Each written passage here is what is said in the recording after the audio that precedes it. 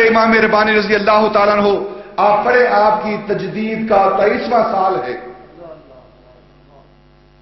40 سال میں آپ کو مجددیت کی خلت عطا ہوئی ہے۔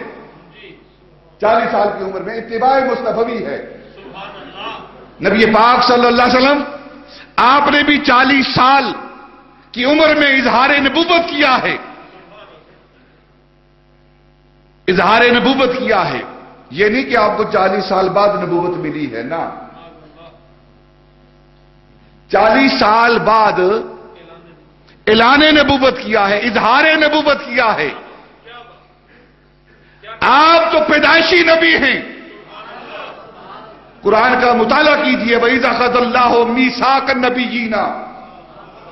حضرت عیسیٰ علیہ السلام وہ ابھی چھوٹی عمر کے ہیں، وہ بنگوڑے کے اندر اللہ رب العزت کے حکم سے اعلان کرتے ہیں، میں اللہ کا بندہ ہوں، اللہ نے مجھے کتاب عطا کی ہے۔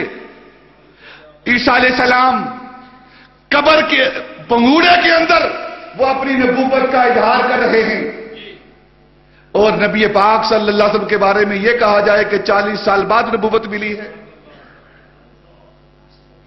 نہیں، 40 سال بعد آپ نے اظہار نبوت کیا ہے، اعلان نبوت کیا ہے۔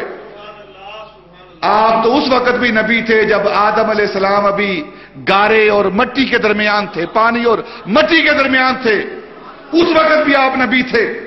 40 سال بعد اظہار نبوت ہوا ہے۔ آپ نے بھی 40 سال کی عمر میں آپ نے اپنی تجدید کا اظہار کیا ہے، اور پھر کیسی کامل اتباع ہے۔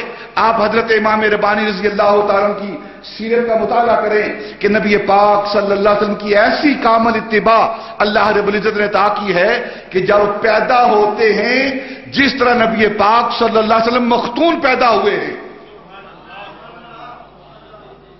نبی پاک جس طرح مختون پیدا ہوئے ہیں، اسی طرح حضرت امام ربانی رضی اللہ تعالیٰ عنہ بھی مختون پیدا ہوئے ہیں۔ یہ اتباع ہے تاجدار مدینہ صلی اللہ علیہ وسلم کی۔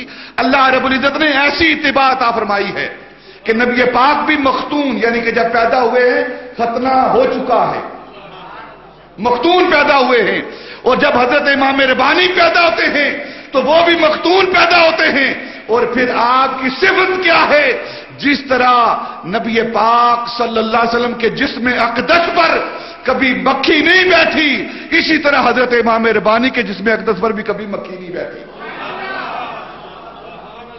یہ حضرت امام ربانی رضی اللہ تعالیٰ عنہ کی اتباع ہے۔ اللہ رب العزت نے ایسا مرتبہ عطا کیا ہے، محبوب کے ساتھ محبت، ایسی محبت کہ محبوب کا ہر عمل اپنی زندگی کے اندر شامل کیا ہے۔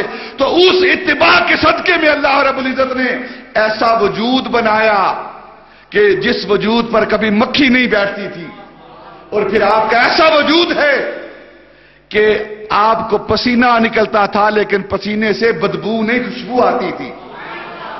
یہ بھی حضرت امام ربانی رضی اللہ تعالیٰ کی سیرت کی کتابوں کے اندر لکھا ہوا ہے۔